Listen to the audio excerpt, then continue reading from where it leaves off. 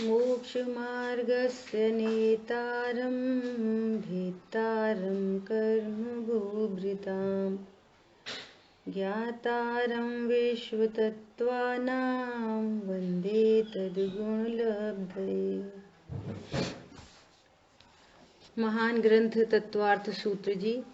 और इस ग्रंथ पर अध्याय 1 की समाप्ति के बाद हम लोग परिशिष्ट पर चर्चा कर रहे हैं और यहाँ प्रथम परिशिष्ट पर अपनी चर्चा चल रही है। इसके अंतर्गत 5th पॉइंट में अपन देख रहे हैं चारित्र गुण की मुख्यता से निश्चय सम्यक दर्शन की व्याख्या। तो कल थोड़ी सी बात हुई थी। फर्स्ट पॉइंट पे कह रहे हैं ज्ञान चेतना में ज्ञान शब्द से ज्ञान में होने के कारण शुद्ध आत्मा का ग्रहण है। ज्ञान में हुआ अर्थात शुद्धात्मा हूँ ऐसा ग्रहण हुआ।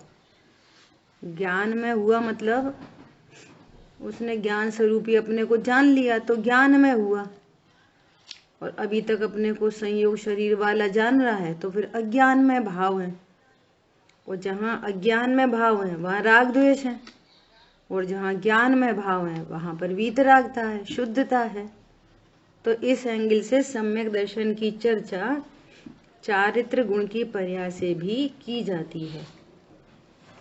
और वह शुद्धात्मा जिसके द्वारा अनुभूत होता है उसे ज्ञान चेतना कहते हैं।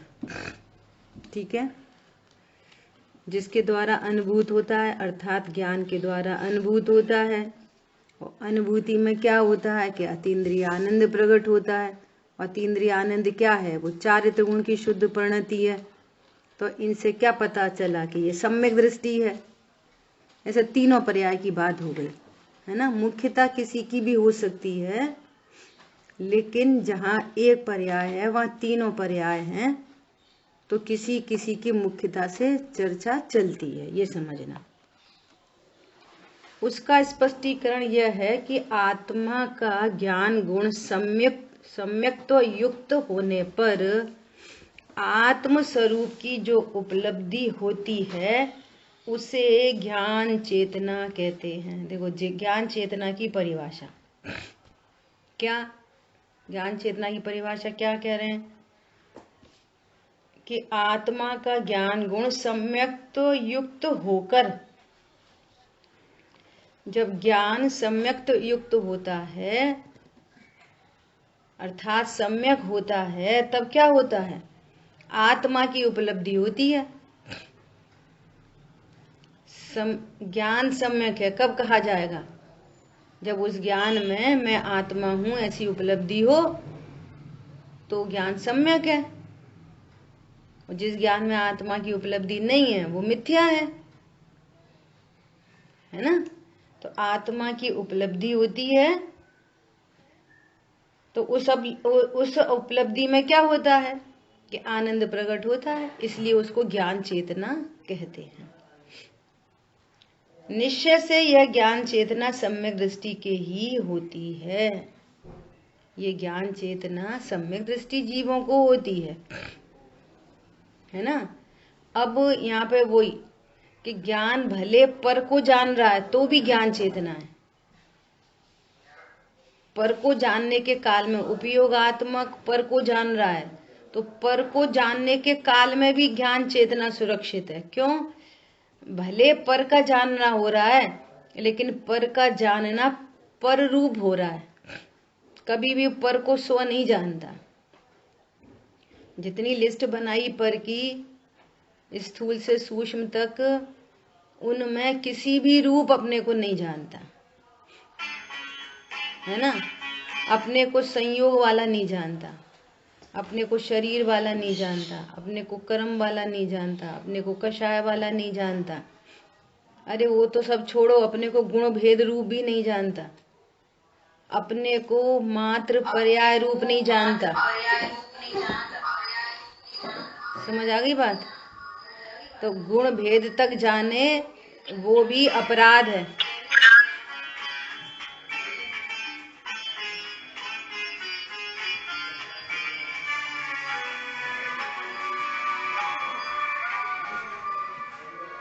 अपने को गुण भेद तक भी जानना वो क्या है? अपराध है ना? ऐसा। तभी क्या कह रहे हैं?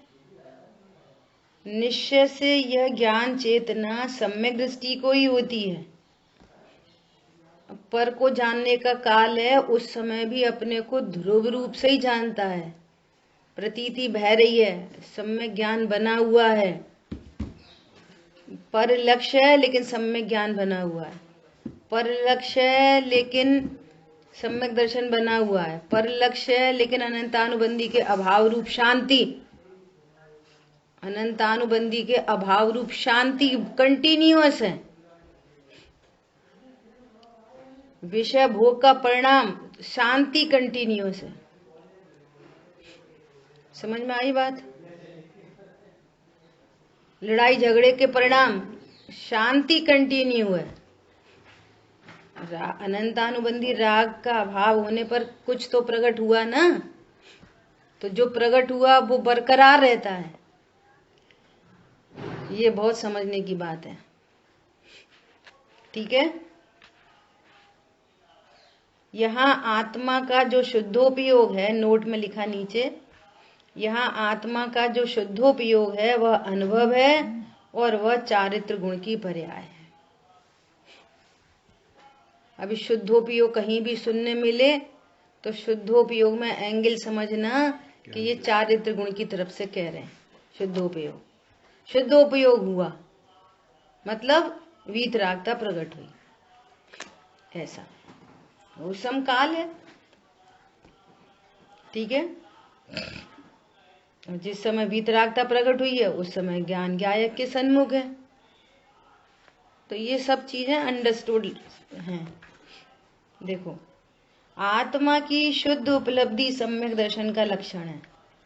देखो, सम्यक दर्शन का लक्षण क्या है? आत्मा की शुद्ध उपलब्धि, शुद्धोपयोग, ये सम्यक दर्शन का लक्षण है। और शुद्धोपयोग को कह रहे हैं कि चारित्र गुण की शुद्ध पर्याय है। तीनों पर्याय की बात कर दी। सम्यक दर्शन की प्रसिद्धि कैसे होगी?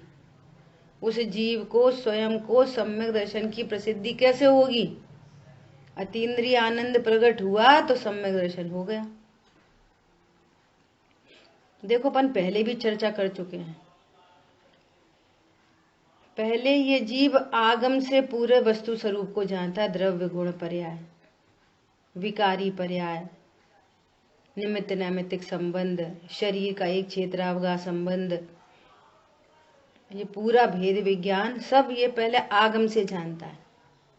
उसको ज्ञान, जैसा अभी अपन सब चर्चा करते हैं, अरे वो तो आश्रव है।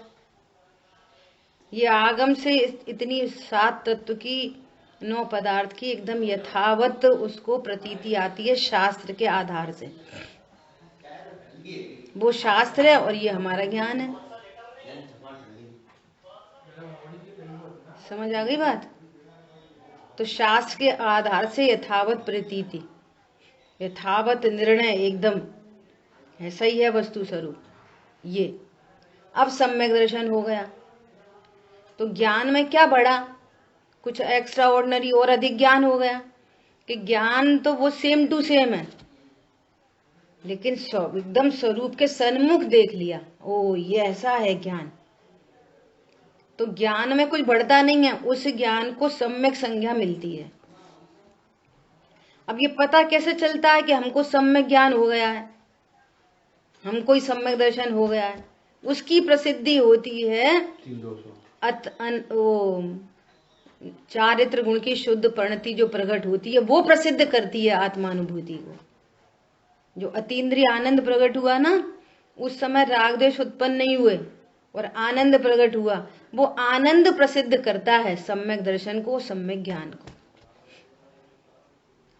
और इस आनंद से पहले वैसा वैसा आनंद, जैसे कहते हैं ना, समुद्र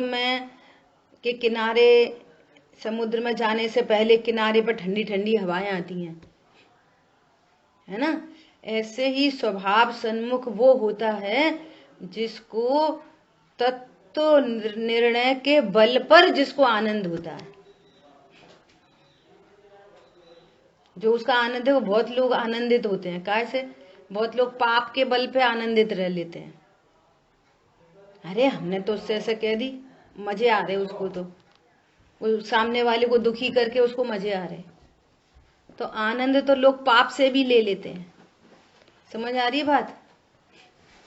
और दूसरे लोग, हमने तो ये खा लिया, हमने तो ये छोड़ दिया, हमने तो इतनी पूजा कर ली, हमें तो माल्यार्पण कर दिया, हमको तो स्टेज पे बुला दिया, हम तो मंत्री, हम तो संतरी, ऐसे भी वो आनंद उठाते हैं।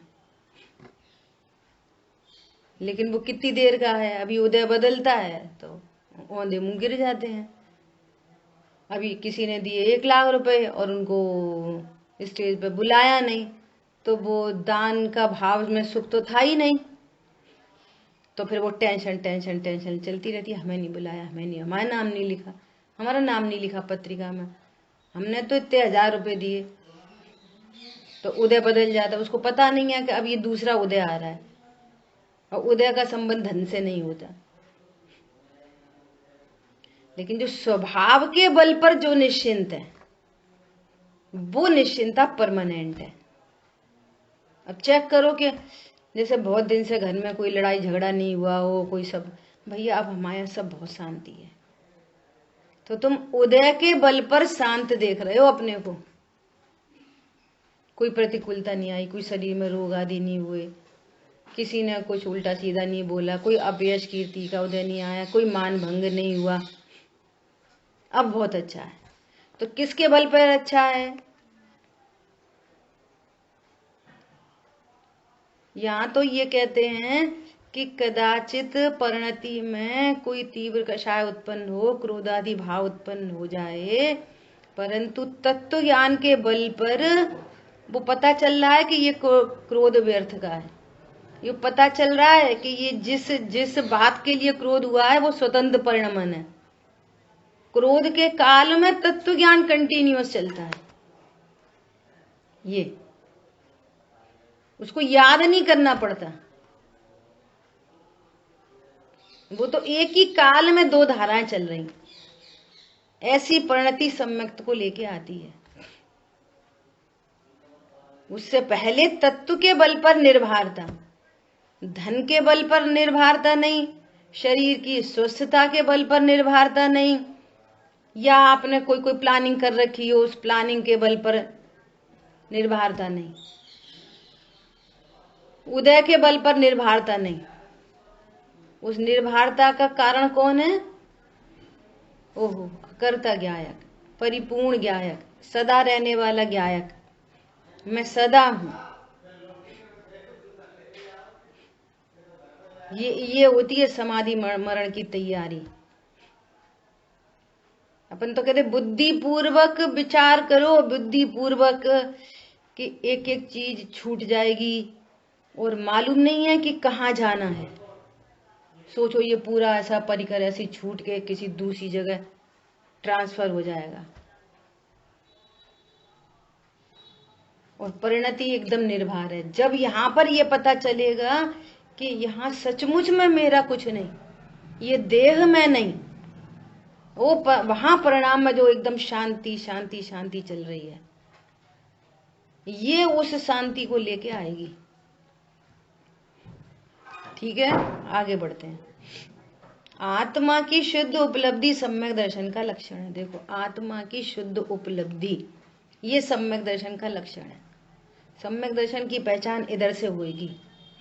जो वर्तमान में ज्ञान है, इस ज्ञान कोई वो ऐसा नहीं समझ ले कि मुझे सम्यक ज्ञान है, मुझे तो सम्यक दर्शन है। तुम ये बताओ, तुम्हें आनंद, निश्चिंता, निर्भरता, आनंद प्रकट हुआ, वो आनंद राग द्वेष का अभाव, और जिस समय राग द्वेष नहीं है उस समय कैसी परिणति होगी? निराकुल। सुख गुण की परिभाषा है निराकुलत्व लक्षणम, जहां निराकुलता होगी, एकदम टेंशन लेस। ये यहां हुई है आत्मा की उपलब्धि। ये है सम्यक दर्शन का लक्षण। ठीक है, नोट, यहाँ इतना ध्यान रखना चाहिए कि ज्ञान की मुख्यता या चारित्र की मुख्यता से जो कथन है उसे सम्यक दर्शन का बाह्य लक्षण जानना चाहिए, लो अब कह रहे बाह्य लक्षण जानना चाहिए, अर्थात बाह्य लक्षण जानना चाहिए अर्थात सम्यक दर्शन की बात हम सम्यक दर्शन से ही करें तो वो उसका निश्चय लक्षण है सम्यक दर्शन की पर्याय चर्चा कर रहे हैं ज्ञान से या चर्चा कर रहे हैं चारित्र से, तो ये सम्यक दर्शन का व्यवहार कथन हो गया, पराश्रित कथन हो गया। हमने पर के आश्रय से सम्यक दर्शन को समझने की कोशिश की है, ज्ञान के एंगल से हमने सम्यक दर्शन को समझने की कोशिश की है या कथन किया है, चारित्र के एंगल से सम्यक दर्शन का कथन किया है या समझने की कोशिश की है। तो ये कैसा लक्षण हो गया सम्यक दर्शन का? पराश्रित। हमारी बात हमसे करो। देखो, क्योंकि सम्यक ज्ञान और अनुभव के साथ सम्यक दर्शन अविनाभावी है। अतीन्द्रिय आनंद प्रकट हुआ, ज्ञान में स्व ज्ञान में विषय बना है, गे गौड़ हो गए हैं। अब कोई बोले कि ज्ञान तो सम्यक हो गया और अतीन्द्रिय भी आनंद भी आया, सम्यक दर्शन पता नहीं हुआ कि नहीं, तो कहेंगे वो अविनाभावी रूप से, जहां वो वहां ये। अविनाभावी मतलब एक दूसरे के बिना रह ही नहीं सकते, तो अविनाभावी, तो वहां पर सम्यक दर्शन है, इसलिए वे सम्यक दर्शन को अनुमान से सिद्ध करते हैं। अनुमान मतलब सपोज नहीं, अनुमान मतलब निर्णीत ज्ञान। ये सम्यक दर्शन की सिद्धि इनसे हो जाती है। इस अपेक्षा से इसे व्यवहार कथन करते हैं।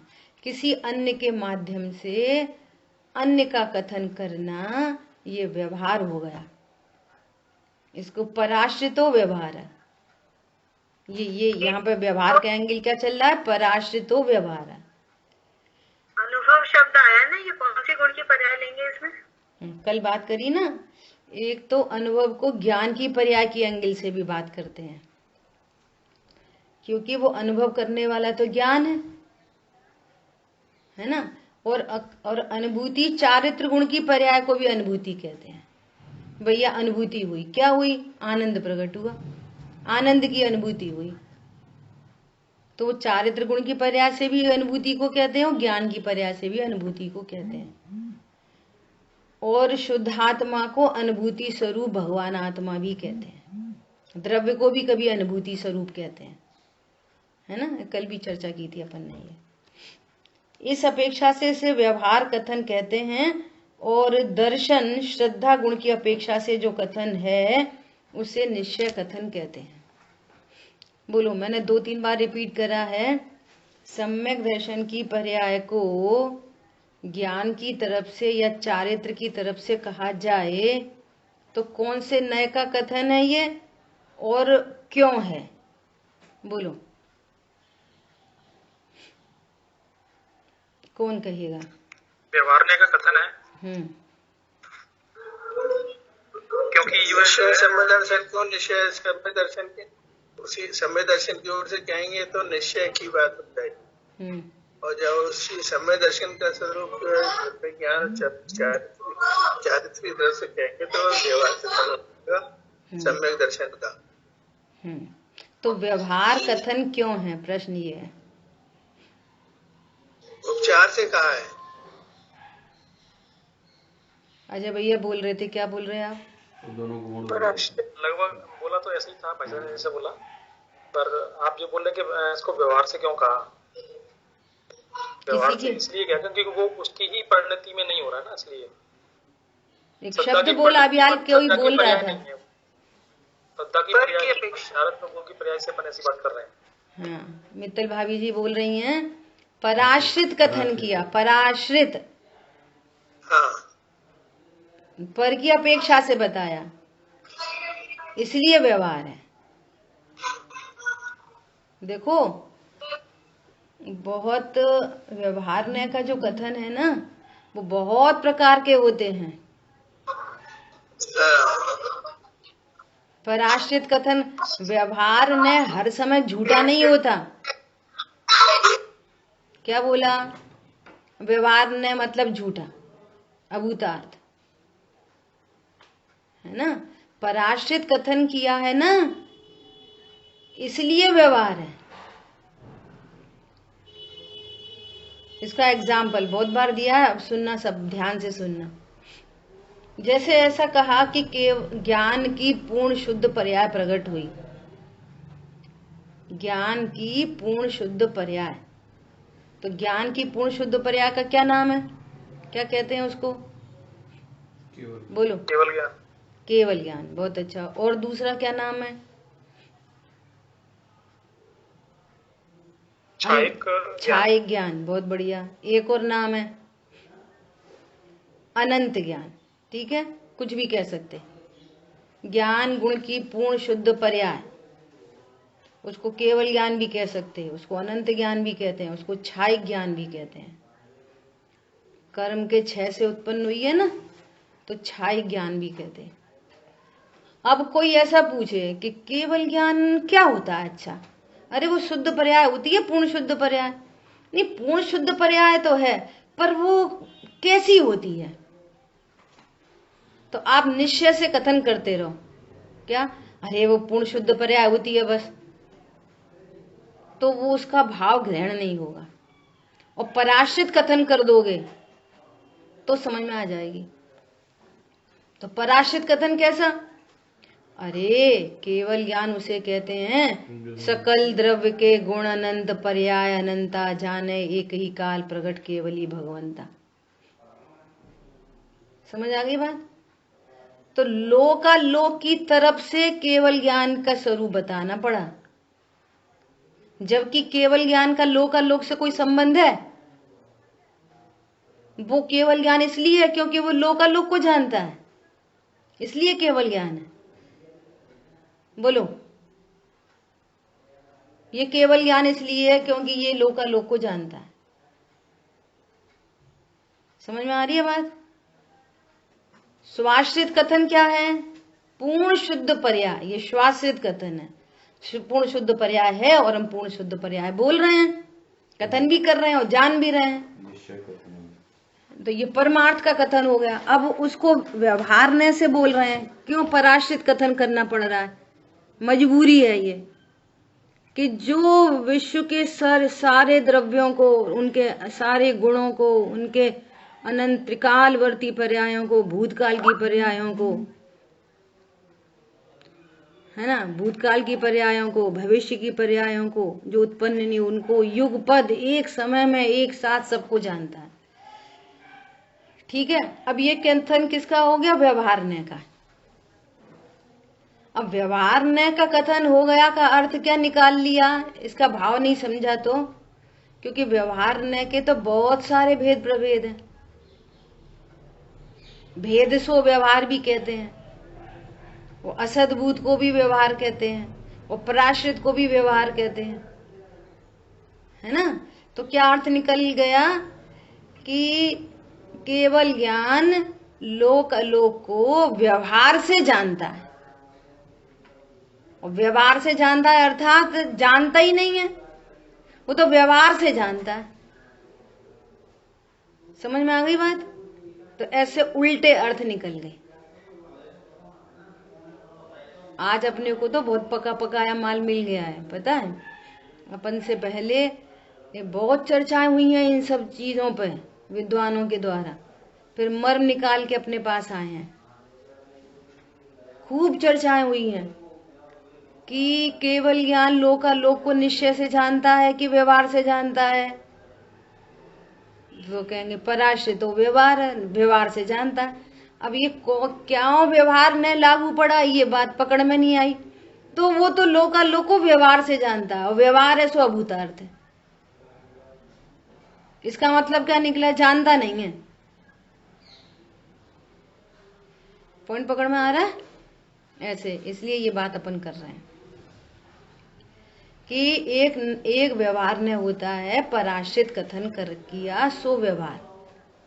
ऐसे ही आत्मा को कहें कि मात्र जानता है, तो ये भेद किया ना, भेद का कथन है सो व्यवहार।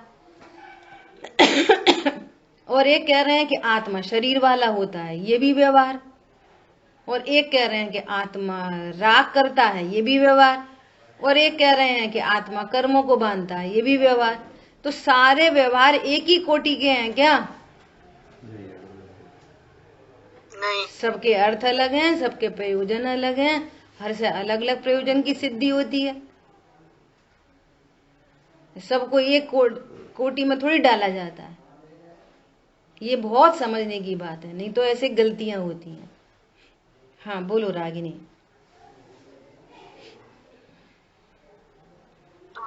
जी आंटी, सहज को क्वेश्चन है, वो आपसे पूछना चाहता है सुनते सुनते। बोलो। अगर मैं चारों गुलिस्तान में आ गया और फिर अगर मैं सब लोगों को बोलूं तो पहले गुलिस्तान में कि तुम लोग तो पहले गुलिस्तान में मिथ्या दृष्टि, तो सम्यक दर्शन को भी हो गया और चारों गुलिस्तान में भी चला गया। हाँ, आगे क्या पूछ रहे थे वो बोलो। तो फिर आपने अगर फिर मैं पहले गुलिस्तान में गिर सकता हूँ ना, क्योंकि मैं लोगों को चिढ़ा रहा हूँ।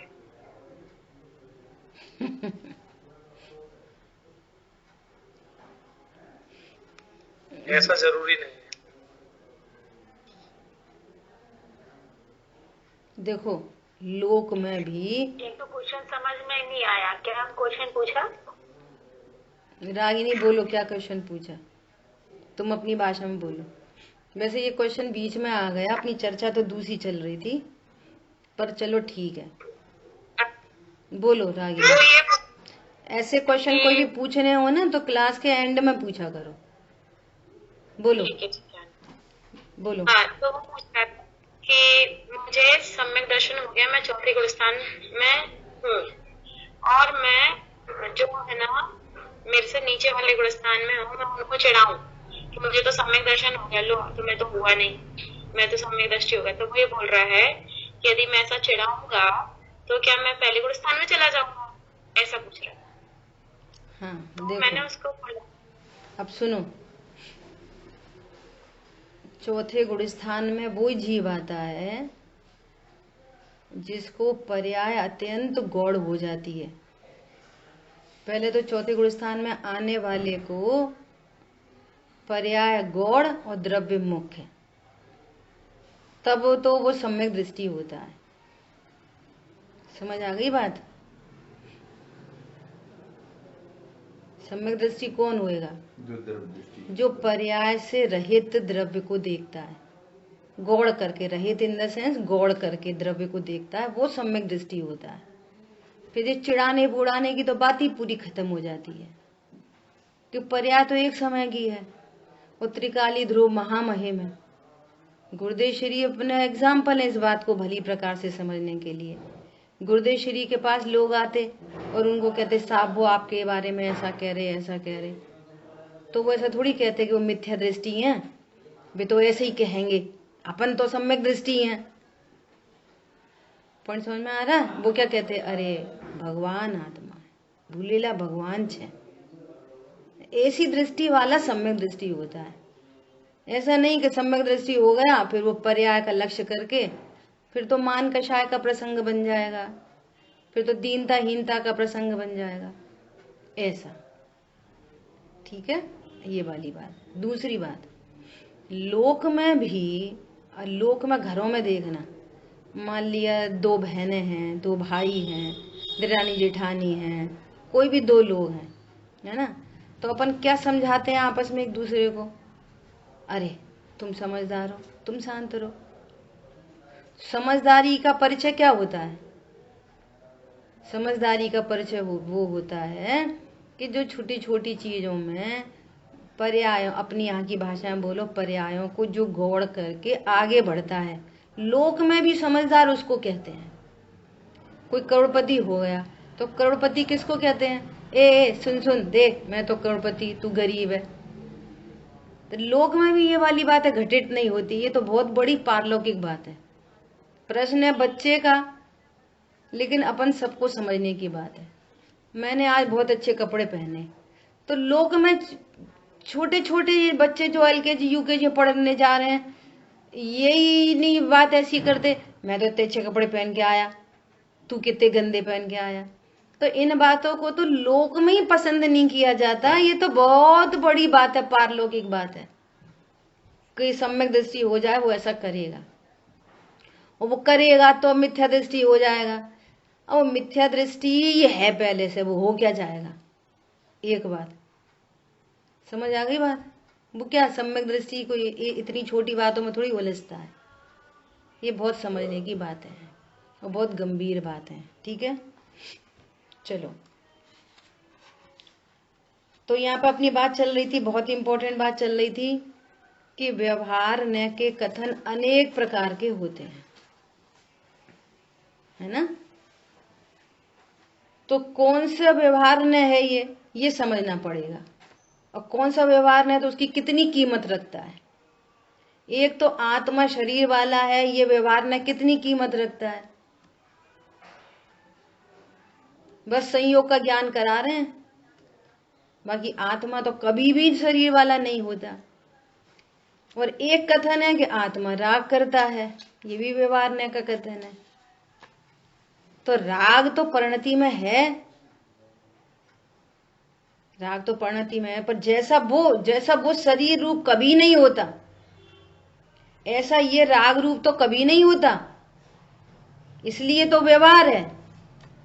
परंतु परिणति में राग है, शरीर जैसा राग नहीं है। शरीर तो एकदम असद्भूत है, लेकिन राग असद्भूत नहीं है। व्यवहार ने क्यों कहा जा रहा है? क्योंकि आत्मा त्रिकाली ध्रुव में राग नहीं होता। राग को गौड़ करके ध्रुव दृष्टि कराने के लिए उसको राग कहा जा रहा है, व्यवहार कहा जा रहा है। इतना अंतर है दो राग में, दो व्यवहार में। तीसरा व्यवहार कि आत्मा ज्ञान वाला है, तो ज्ञान की पर्याय भी आत्मा का भेद है। वो राग विकार थी पर्याय, लेकिन विकारी पर्याय, और ज्ञान विकारी पर्याय नहीं है। ज्ञान तो लक्षण है, तो भी भेद होने से व्यवहार है। तो राग वाला व्यवहार और ज्ञान वाले व्यवहार में जमीन आसमान का अंतर है। सारे व्यवहार को एक कोटि में नहीं डाल सकते, परंतु जहां परमार्थ खड़ा होता है, परम शुद्ध निश्चय ने खड़ा होता है जहां, वहां उस एंगल से सब एक लाइन में खड़े हैं। समझ में आई बात? ऐसा बहुत गंभीर बातें हैं ये। ऐसे ही जो पराश्रितो व्यवहार है, जो पराश्रित कथन किया जाता है ना, तो वो पराश्रित कथन भी निश्चय का प्रतिपादन करने के काम आ जाता है। ये वाली बात है। ऐसे यहाँ पे अब सम्यक दर्शन और ज्ञान और चारित्र की चर्चा चल रही है, तो सम्यक दर्शन की प्रसिद्धि कैसे हो, तो उस एंगल से यहाँ पर ज्ञान की और चारित्र की चर्चा चल रही है। परंतु हमने सम्यक दर्शन की बात चूंकि सम्यक दर्शन इनसे नहीं की है ना, इसलिए उसको व्यवहार कहा जा रहा है। क्योंकि हमने सम्यक दर्शन की बात दूसरी पर्याय से की है, इसलिए व्यवहार है। और सम्यक दर्शन की बात सम्यक दर्शन से करेंगे तो वो निश्चय है, क्योंकि वो घटित नहीं हो सकेगा। कभी आत्मानुभूति का काल नहीं है, तो सम्यक दर्शन नहीं है, सम्यक दर्शन कंटिन्यू है। ऐसा ठीक है, ऐसी बात है। बोलो अजय भैया क्या कह रहे? ज्ञान गुण की पर्याय विकारी हो सकती है? देखो अपन ने बहुत स्टार्टिंग में बात करी थी, इस टॉपिक की स्टार्टिंग में ही पूरी बात करी थी। वर्तमान में जो छायोपशम्य ज्ञान है, वो छायोपशम्य ज्ञान में दो बातें हैं। एक तो वो है जो अंश प्रगट ही नहीं है ज्ञान की पर्याय में, एक तो वो है जो प्रगट नहीं है, और एक वो है जो प्रगट है। ठीक है, और जो प्रगट है वो स्वभाव का अंश है, वो हमारी पूंजी है। परंतु उस ज्ञान में मोह का संग करने से वो ज्ञान अपने को शरीर जान रहा है, इसलिए उस ज्ञान को विकारी कहा जाता है। तो अब शायद बात चली है, यदि ज्ञान ही विकारी हो जाए, ज्ञान कंटेमिनेट हो जाए, ज्ञान खराब हो जाए, तो फिर ये तत्व निर्णय करेगा कौन? ये एक एंगल समझने का। कौन करेगा तत्व निर्णय? और ज्ञान का विकारी होना अर्थात ज्ञान में जानने का काम खत्म हो जाए तो ही तो ज्ञान विकारी होएगा।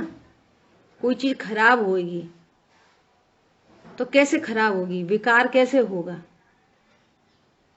कि उसका ज्ञान का विकार तब होगा ज्ञान विकारी कि जब वो जानना ही बंद कर दे। सो ऐसा तो कभी हो नहीं रहा, जानना तो प्रति समय है। अब चूंकि वो विपरीत जान रहा है इसलिए उसको विकारी कहा जाता है। सो हम धड़ल्ले से बोलेंगे हाँ ज्ञान विकारी है, ज्ञान ही विकारी है, ज्ञान ही विकारी है, लेकिन जिसको विकारी ज्ञान कहा जा रहा है उसका एंगल क्या है ज्ञान और समझ रहा है शरीर, ये उसका विकार है ज्ञान और समझ रहा है शरीर, नंबर 1 ये ज्ञान का विकार है। परंतु शरीर जानने पर भी जो उसकी जानने की टेक्नोलॉजी, एक वर्ड अपन लगातार यूज करते हैं, जानने की टेक्नोलॉजी जो उसकी है वो बिल्कुल सिद्धों जैसी है, जिसे पारमार्थिक भाव कहते हैं। हाँ, जो जानने की जो टेक्नोलॉजी है अज्ञानी की भी, वो कैसी है, सिद्धों जैसी है एकदम। सिद्धों को लोकालोक का ज्ञान होता है, लेकिन वे लोकालोक ज्ञान में आ नहीं जाते, लोकालोक ज्ञान के हो नहीं जाते। वो लोकालोक से वो ज्ञान खराब नहीं हो जाता और वो लोकालोक में नहीं चला जाता। ऐसे ही अज्ञानी के ज्ञान में भी शरीर आ नहीं जाता, शरीर के कारण ज्ञान खराब नहीं हो जाता। समझ आ रही बात? शरीर अभी भी ज्ञेय रूप से ही है ज्ञान में, तो विकार क्या है कि अपने को देह रूप अनुभव कर रहा है, ये विकार है। कितने ज्ञेय झलक जाओ ज्ञान में, ज्ञान कभी विकारी हुआ ही नहीं। एक ये एंगल है, यही स्यादवाद है समझने का। क्या बोला? यही तो विकार है उसका कि है शुद्ध और समझ रहा है अशुद्ध, ये विकार है। शरीर रूप अनुभव करना तो श्रद्धा का काम है। ज्ञान से तीनों ही पर्याय हैं, मुख्यतः किसी की करो। शरीर को अपना मानना, श्रद्धा की स्टार्टिंग कहां से? दोष श्रद्धा का है, दोष चारित्र का है। ये दोनों दोष को मिटाएगा कौन? ज्ञान। और ये दोनों पर्याय ज्ञान के फॉलोअर हैं। ज्ञान बोलता है मैं शरीर हूं, तो श्रद्धा बोलती है मैं शरीर हूं, चारित्र भी मैं भी शरीर से कुछ बोल के देखो तो राग देश उत्पन्न होते हैं। मतलब एक एंगल से अगर आप देखें तो ज्ञान कभी विकारी हुआ ही नहीं, कभी नहीं हुआ। यही तो खास बात है, ज्ञान कभी विकारी होता ही नहीं है।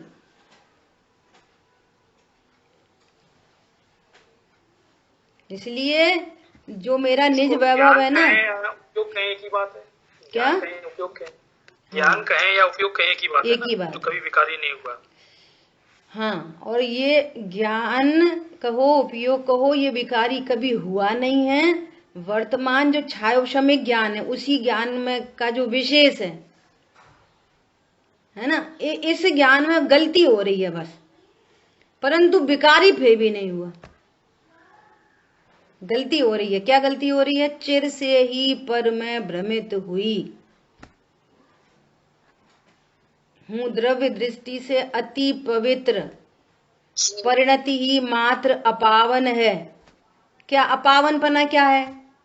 विकारीपना क्या है? चिर से ही पर मैं भ्रमित हुई, बस ये विकार है, विकार के नाम से। परंतु फिर भी वो विकारी नहीं हुआ। टेक्नोलॉजी, जानने की टेक्नोलॉजी खराब नहीं हुई। ऐसा नहीं है कि अज्ञानी शरीर वाला ही हो जाता, ऐसा नहीं है कि शरीर आत्मा में घुस जाता, कि शरीर आत्मा के एक प्रदेशों को खराब कर देता, शरीर के कारण ज्ञान खराब हो जाता, ऐसा नहीं होता। ज्ञान फिर भी ज्ञान ही है। ज्ञान उपयोग और जीव भी कहेंगे, बराबर। ये कभी विकारी नहीं हुआ, जीव भी वही आ गया। देखो अभी दृष्टांत है समझने का, शरीर की तरफ से दृष्टांत है। जैसे कोई बीमार होता है, शरीर में भी बीमारी आती है, तो शरीर की बीमारी फॉरेन बॉडी से आती है, पर के कारण आती है शरीर में बीमारी। और बीमारी के ही काल में शरीर की अपनी इम्यूनिटी होती है, जो विकार के काल में वो इम्यूनिटी बनी रहती है। एक साइड में विकार है, बुखार है, एक साइड में तो तेज बुखार है। एक तरफ शरीर की अपनी इम्यूनिटी है। यदि इम्यूनिटी खराब हो जाए तो फिर नहीं बच सकता, और इम्यूनिटी उसकी बरकरार है तो फाइट कर लेता है उससे और स्वस्थ हो जाता है। फॉरेन बॉडी से फाइट कर लेता है और स्वस्थ हो जाता है। ये लौकिक में भी ऐसी चीजें हैं। जैसे पानी को आपने 100 डिग्री बॉईल किया, तो 100 डिग्री बॉइलिंग जो पानी की गर्माहट है वो पर संयोग से आती है और वो अवस्था में ही आती है, परंतु मूल जो शीतल स्वभाव है ना पानी का, वो कभी नष्ट नहीं होता। और शीतल स्वभाव द्रव्य रूप नहीं। ये और अगर आप अपने उपयोग को बहुत बहुत गंभीरता से सुनो तो पकड़ने की कोशिश करना। द्रव्य स्वभाव तो शीतल है ही, पर्याय में भी एक्टिवनेस जहां पर्याय में होती है ना, वो भी शीतल है।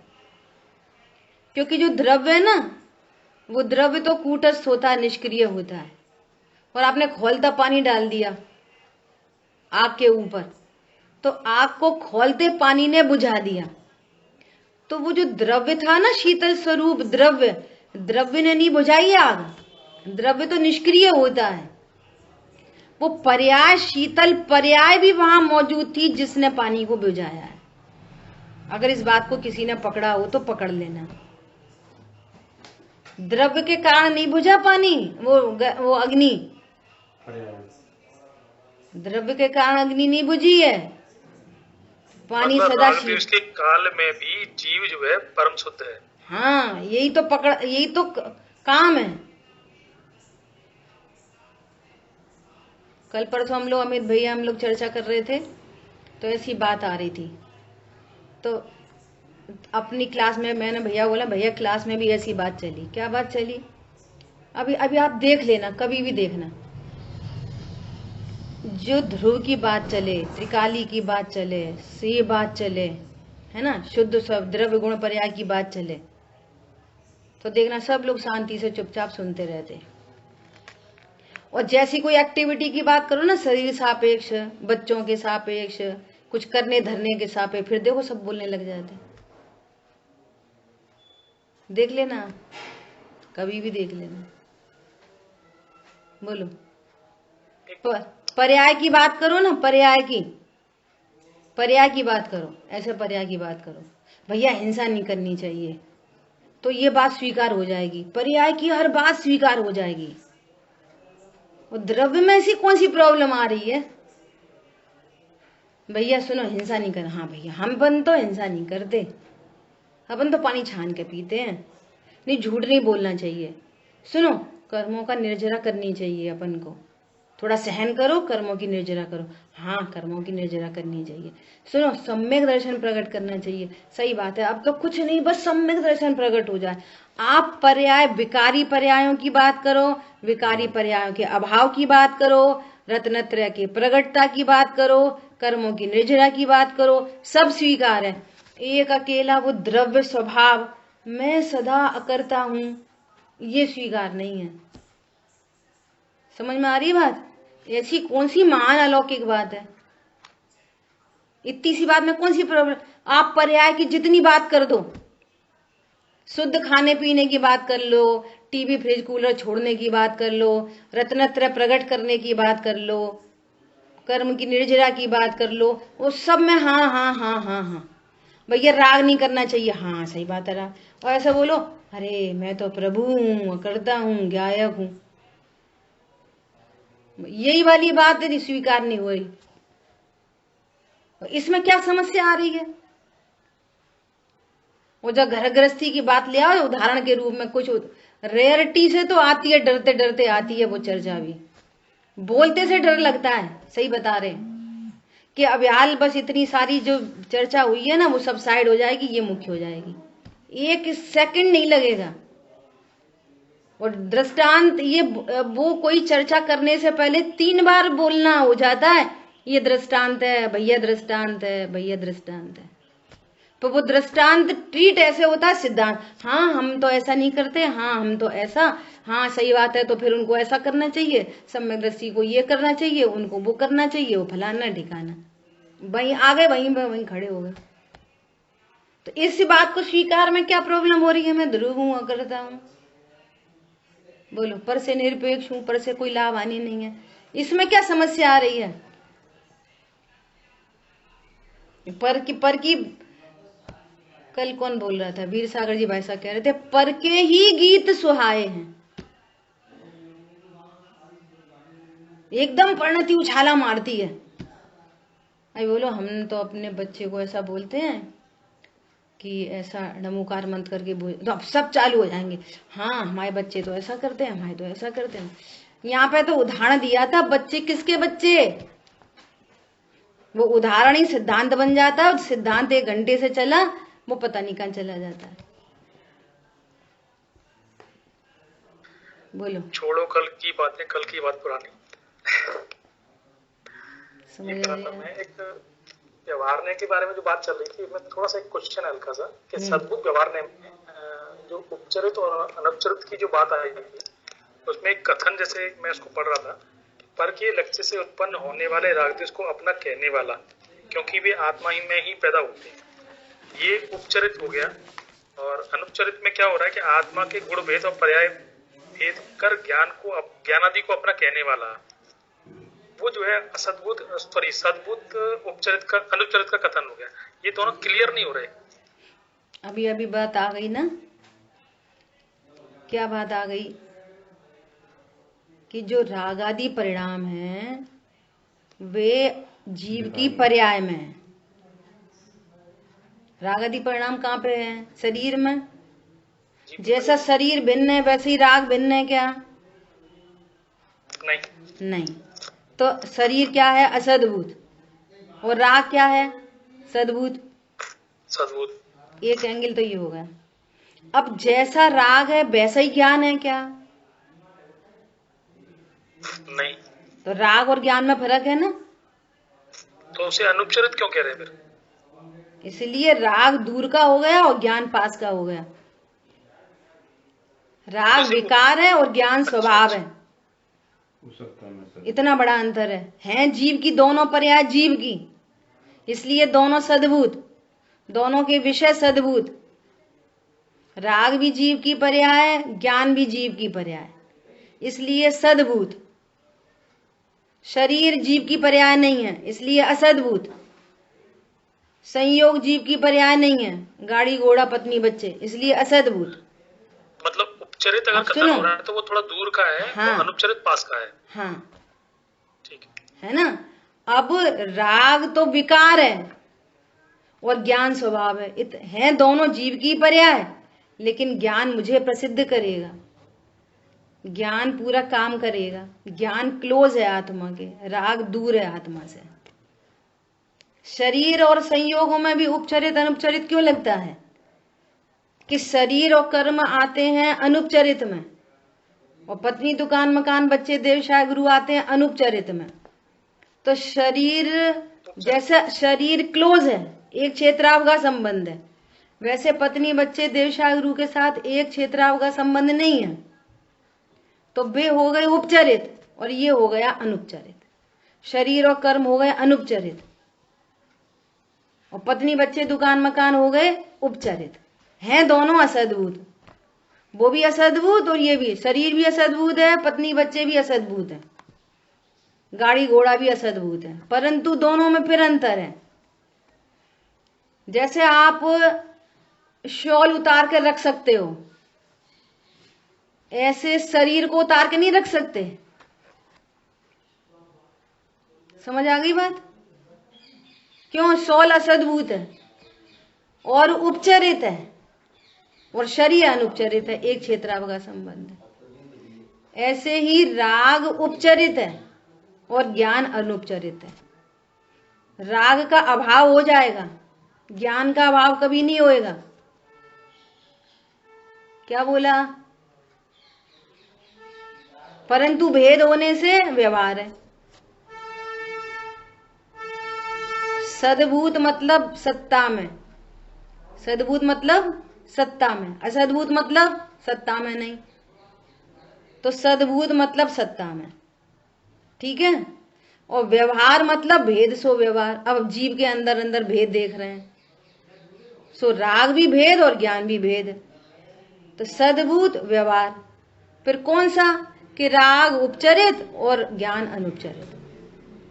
रटोगे तो भूल जाओगे, समझोगे तो याद रहेगी, टर्म से समझने की कोशिश करोगे तो याद रहेगी, रटने की कोशिश करेंगे तो भूल जाएंगे। एक छोटा सा और क्वेश्चन हल्का सा, बड़ा से पूछो, तुम तो डरते क्यों? शुद्ध नय में जो क्वेश्चन वो आई थी कि शुद्ध नय के 4 वेद हैं। निश्चय नय, निश्चय नय, शुद्ध निश्चय नय के, शुद्ध निश्चय नहीं, निश्चय नय के 4 वेद। हाँ, निश्चय नय के, अच्छा निश्चय नय के 4 वेद हो गए। तो उसमें ये हो गया कि एक तो अशुद्ध निश्चय नय, एक देश निश्चय नय, साक्षात या शुद्ध निश्चय नय और परम शुद्ध निश्चय नय। ठीक है, अभी तक शुद्ध निश्चय नय में 4 वेद समझ रहा था, थोड़ा गड़बड़। निश्चय नय, निश्चय और व्यवहार, व्यवहार नय के 4 वेद, निश्चय नय के 4 वेद। अब वहां पे भी ऐसे ही उधर से ही लगेंगे।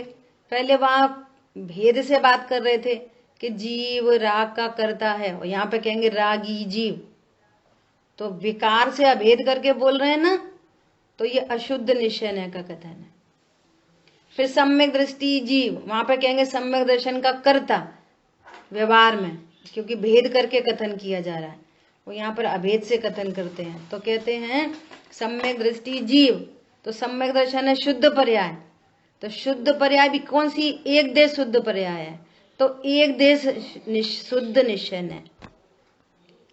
और पूर्ण शुद्ध पर्याय है केवल ज्ञान आदि, तो उनको बोलते हैं साक्षात शुद्ध निश्चय है। और त्रिकाली ध्रुव भगवान आत्मा जिस ज्ञान का विषय है वो परम शुद्ध निश्चय है। ऐसे निश्चय है कि 4 वेद। अच्छे से पकड़ में आ गए, बहुत बढ़िया, ठीक है। तो इस तरह से अपनी चर्चा हुई है, समय अधिक हो गया। आज अपन ने ये समझा कि व्यवहार नय का कथन क्यों है और निश्चय नय का कथन क्या है। इस तरह से अपनी बात हुई है, और बहुत बहुत विचार करना। एक छोटा सा हल्का सा हल्का ये है कि जैसे एक भी शुद्ध निश्चय ने आपने बोला, तो सम्यक दर्शन की तो पूर्ण शुद्ध पर्याय प्रकट हो गई। जैसी इच्छाएं उनकी है वैसी इच्छाएं हमको भी हो गई, तो ऐसी कंडीशन में उसे एक देश क्यों बोला? फिर नहीं बोलेंगे, फिर उसको अकेली श्रद्धा की तरफ से बोलेंगे। अकेली 4थे गुण स्थान में प्रकट हो गई या 5वें में प्रकट दृष्टि के लिए कह रहे हैं, तो एक देश आएगा वो। नहीं, सुनो, श्रद्धा की पर्याय औपशमिक है, श्रद्धा की पर्याय छायपशमिक है, तो एक देश शुद्ध निश्चय नय का विषय बनेगा। श्रद्धा की पर्याय पूर्ण शुद्ध हो गई, तो श्रद्धा की पर्याय से तो बोल सकते हैं कि ये साक्षात शुद्ध निश्चय नय का विषय हो गया। लेकिन बाकी ज्ञान बाकी ज्ञान और चारित्र की पर्याय तो भी अशुद्ध है ना। पूर्ण वीतरागता नहीं हुई, केवल ज्ञान नहीं हुआ। अभी आएंगी अपनी सब चर्चाएं इधर और चर्चा। स्वाश्रित और पराश्रित वाली बात आ गई समझ में? बिल्कुल, चलो बढ़िया। अभी आएंगी चर्चा, ये सब इसी में ही सारे विषय आएंगे। अगले में ही आ रहा, अनेकांत स्वरूप में ही आगे बात आ रही है। जो अभी आपने लास्ट में प्रश्न पूछा है वो आगे आ रही है। जिनवाणी के ज्ञान से सूझे लोकालोक, सुवाणी मस्तक नमो सदा दे तुम। बोलिए द्वाशांगमयी जिनवाणी माता की जय हो। जय जिनेन्द्र सभी को। जय जिनेन्द्र सभी।